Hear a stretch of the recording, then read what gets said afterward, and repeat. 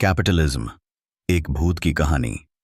अरुंधति रॉय की एक अनूठी दृष्टि है जो हमें आर्थिक और सामाजिक मुद्दों के एक गहरे समुद्र में ले जाती है।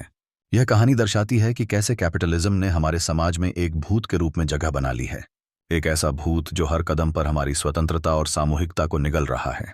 कहानी का पहला भाग हमें दिखाता है कि कैसे कैपिटलिज्म ने संसाधनों और धन का केंद्रीकरण किया है। यह न केवल समाज के एक छोटे वर्ग को समृद्ध करता है, बल्कि विशाल जनसंख्या को गरीबी और असमानता में धकेलता है। जब हम हांगकांग की दावतों और न्यूयॉर्क की चमक दमक की तस्वीरें देखते हैं तो हमें यह समझना चाहिए कि यह सब किसी एक जोड़ी हाथों में समाहित नहीं है। इसके पीछे मेहनतकश लोगों की जीवित कहानियां हैं।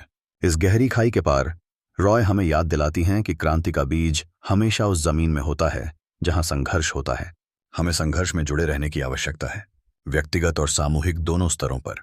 उसका यह तर्क हमें इस सोच में डालता है कि अगर हम एकजुट नहीं होंगे तो अकेले सामने आने वाली चुनौतियां हमें कमजोर बना देंगी। अंत में रॉय हमें एक संदेश देती हैं कि हमारी आवाजें उस भूत से तेज हो सकती हैं। यह भूत जो छिपा हुआ है, उसे चुनौती देने का वक्त आ गया है। इसके लिए हमें सोचना होगा, समझना होगा और संगठित होकर एक नई दिशा में कदम बढ़ाना होगा। जब तक हम एकजुट होकर इस भूत को पहचान नहीं लेंगे, तब तक यह हमारे जीवन में छाया डालता रहेगा।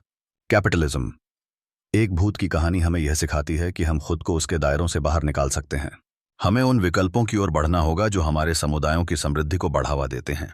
हो सकता है कि यह आसान न हो, लेकिन अगर हम एकजुट होकर चलें तो हम इस कहानी का अंत सकारात्मक रूप से बदल सकते हैं।